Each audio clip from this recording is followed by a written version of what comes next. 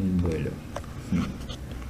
En el modo de hablar ordinario y cotidiano, substancializamos accidentes, unificamos sustancias distintas, tratamos de imaginar lo solo conceptualizable. Todo esto nos impide realizar un auténtico acercamiento filosófico a la naturaleza que nos es dada.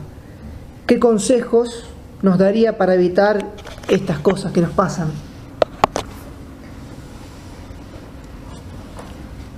Bueno, lo que se plantea acá es un aspecto de la relación entre el lenguaje corriente y el uso filosófico del lenguaje.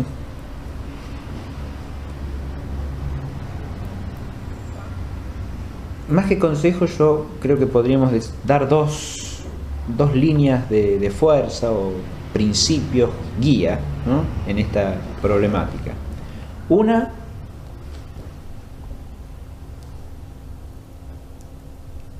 que el lenguaje corriente es el punto de partida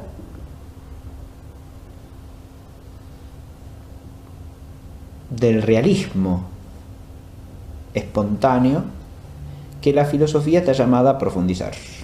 Y en ese sentido, el lenguaje corriente no nos despista primariamente, sino que más bien nos da una guía fundamental, inicial, pero no definitiva, es decir, no absoluta, sino un punto de partida que hay que tomar como dado y que hay que ahondar. Por otro lado, es obvio que el lenguaje corriente contiene modos de hablar confusos, a veces superficiales, a veces erróneos, lisa y llanamente. Y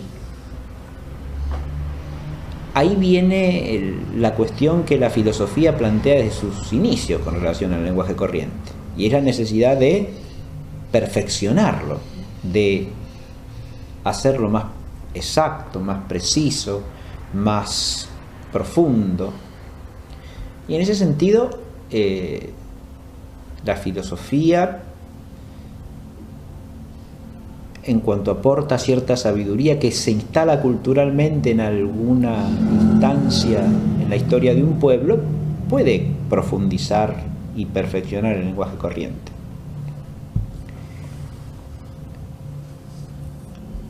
Lo mismo logra, de un modo más profundo todavía, la sabiduría religiosa, a partir de la difusión de nociones básicas de la revelación, ¿no? Si perfecciona el uso del lenguaje, lo hace más sabio, lo hace mejor. Pero en el caso de la filosofía, eso necesariamente tiene que pasar también. Entonces, recordemos el ejemplo clásico que es cuando en el Fedón de Platón Sócrates corrige a los discípulos porque pocos momentos antes de que él esté muerto se refieren a su cadáver como si fuera el mismo, preguntándole: una vez que ya estés muerto, ¿qué quieres que hagamos por ti? Y entonces Sócrates empieza a corregir enfáticamente: ¿cuántas veces les tengo que decir que cuando mi cadáver esté frente a ustedes ya no será este Sócrates que está hablando con ustedes el que esté allí?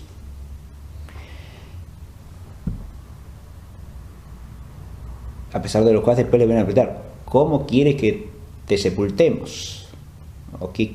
Pero ya no me sepultarán a mí, sepultarán mi cadáver. Y así, es decir, es ahí Platón,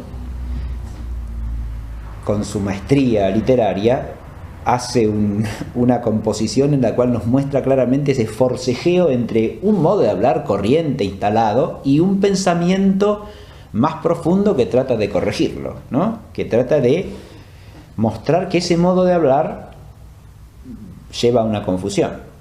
Por eso todo ese pasaje termina precisamente con una reflexión que hace Sócrates sobre el lenguaje, diciendo que hay que evitar aquellas expresiones que confunden, porque la confusión lleva al error. Y el error tiene consecuencias muy negativas e incluso devastadoras. Entonces, al lenguaje corriente hay que esforzarse por corregirlo, en la medida en que contenga modos de expresión que uno advierte que son confusos o incluso, como dije, erróneos, ¿no? Es decir, que llevan a pensar, como decía la pregunta, en un accidente como si fuese una sustancia, o hablar de una sustancia donde sabemos que hay una complejidad de sustancias.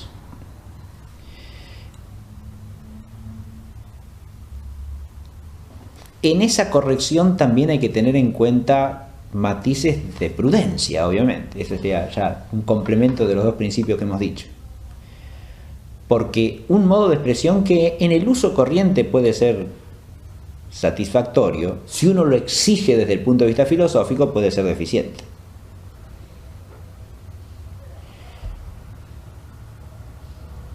Si ese modo de hablar se emplea en el uso cotidiano, puede que no cause confusión alguna. Pero si se lo emplea como si fuese filosóficamente exacto, ya implicará cierta confusión.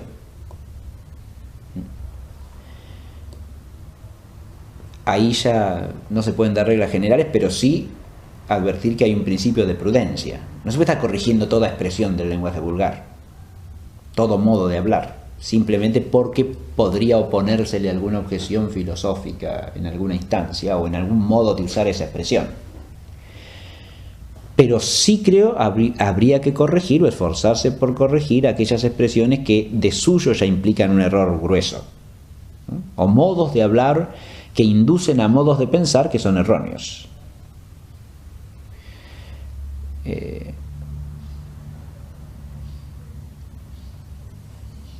Si uno, por ejemplo, en un uso paralelo o semejante al que he mencionado recién del Fedón, si uno habla de que fulanito dejó de existir, por ejemplo, decir que murió, ¿no? Uno podría plantearse si esa expresión es adecuada o es inadecuada, ¿no? Si cesó de existir quiere decir simplemente que no existe en absoluto, ¿no?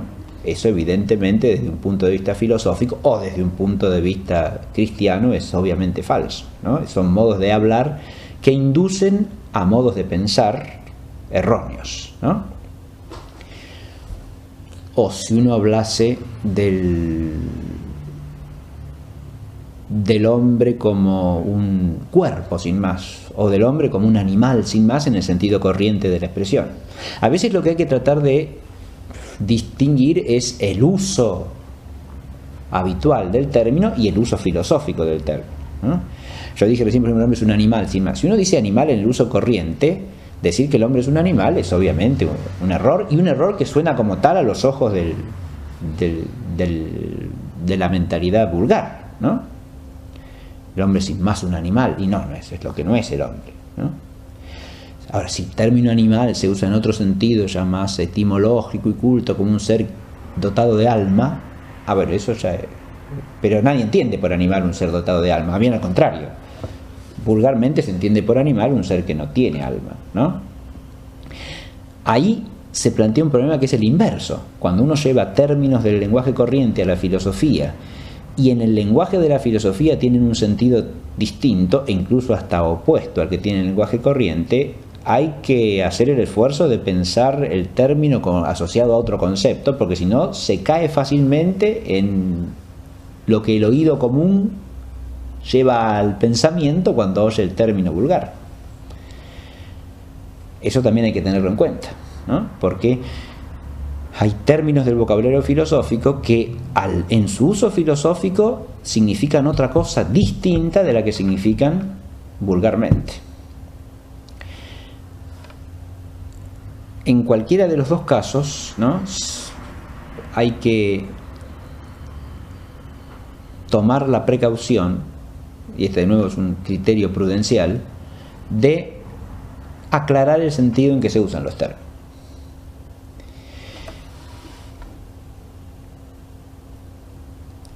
Si nosotros tenemos en cuenta los dos principios que dije y estas advertencias o consejos de prudencia, lo último que me parece sensato y razonable señalar es algo que sería como la base de toda esta cuestión.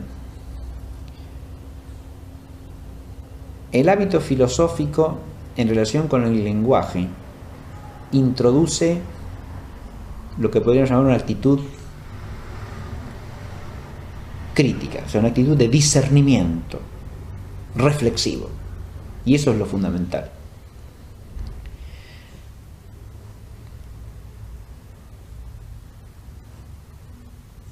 El hábito filosófico nos hace enderezar la inteligencia siempre al ser de las cosas, y por lo tanto plegar el lenguaje a lo que la inteligencia capta del ser de las cosas, o dicho de otra manera, usarlo rigurosamente como lo que los griegos llamaban logos, o sea, como un lenguaje conceptual cargado de la inteligencia del ser de las cosas. Y esta manera de usar el lenguaje implica, por un lado, una vigilia constante, es una atención permanente a cómo se usan las palabras para decir esto o para decir aquello. Y segundo, un esfuerzo permanente también, que no se logra de una vez para siempre, sino que hay que estar haciendo cada día de nuevo, por no ceder a la inercia del lenguaje. Porque uno de los problemas del lenguaje humano es el caer en la inercia, es decir, dejarse llevar por las palabras. Eso es lo que está en el fondo, en última instancia, de la tradicional antítesis entre lógica y retórica, o filosofía y retoricismo, ¿no? Dejarse arrastrar por el modo de decir las cosas sin pensar lo que se está diciendo, ¿no? Es lo más antifilosófico que puede haber.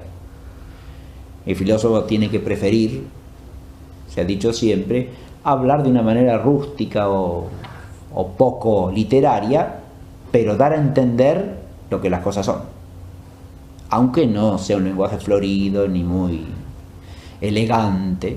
Eso es secundario. Si lo que dice lo dice bien, mejor, pero no que diga bien algo nada más que para que quede bien el lenguaje y lo que está dicho sea confuso o erróneo, ¿no? Sí, no es una preocupación por la forma del decir, sino más bien por el modo de decir exterior, superficial, meramente retórico, meramente literario, sino por lo que se dice, ¿no? Esto es una temática clásica en la historia del pensamiento filosófico. Un ejemplo muy nítido de eso se encuentra en el comienzo del discurso de despedida de San Gregorio Taumaturgo, cuando habla de cómo enseñaba Orígenes la filosofía en su escuela de Cesarea, porque ahí precisamente plantea esto, que los introducía en la escuela haciéndolos conscientes de cómo en el uso del lenguaje a veces se cede a los modos de decir en lugar de pensar lo que se está diciendo. Se cede a lo agradable de la dicción en lugar de estar pensando lo que se dice. O se cede a la connotación emotiva de las palabras en lugar de estar pensando en el contenido de lo que se está diciendo. De ahí surgen discusiones vanas, opiniones superficiales, y en todo caso, si se hace eso sistemáticamente y sin corrección, es imposible filosofar. Es imposible pensar en el ser de las cosas, ¿no? Entonces lo que habría que tener como trasfondo de todo lo que dijimos antes es básicamente esto, ¿no? Lo que tiene que primar es el esfuerzo por pensar realmente y no pensar verbalmente, para decirlo al modo de San Anselmo, que en su diálogo sobre el gramático precisamente pone de manifiesto estas dos maneras de pensar, ¿no? Un pensar que resbala sobre las palabras y sobre los modos de decir sin ir a las cosas, y un pensar que se ocupa de las cosas y por eso es real.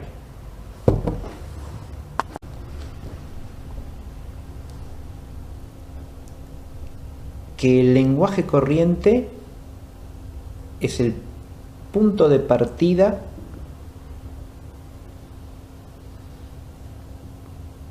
del realismo espontáneo que la filosofía está llamada a profundizar. Y en ese sentido, el lenguaje corriente no nos despista primariamente, sino que más bien nos es a veces erróneo, lisa y llanamente. Y ahí viene la cuestión que la filosofía plantea desde sus inicios con relación al lenguaje corriente, y es la necesidad de perfeccionarlo, de hacerlo más exacto, más preciso, más profundo. Y en ese sentido, la filosofía da una guía fundamental, inicial, pero no definitiva, es decir, no absoluta, sino un punto de partida que hay que tomar como dado y que hay que ahondar. Por otro lado, es obvio que el lenguaje corriente contiene modos de hablar confusos, a veces superficiales. Bueno. En el modo de hablar ordinario y cotidiano, sustancializamos accidentes, unificamos sustancias distintas, tratamos de imaginar lo solo conceptualizable. Todo esto nos impide realizar un auténtico acercamiento filosófico a la naturaleza que nos es dada. ¿Qué consejos nos daría para evitar estas cosas que nos pasan?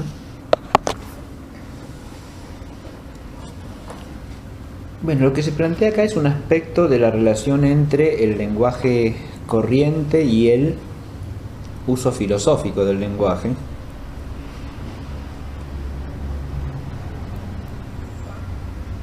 Más que consejos, yo creo que podríamos dar dos líneas de fuerza o principios guía, ¿no?, en esta problemática. Una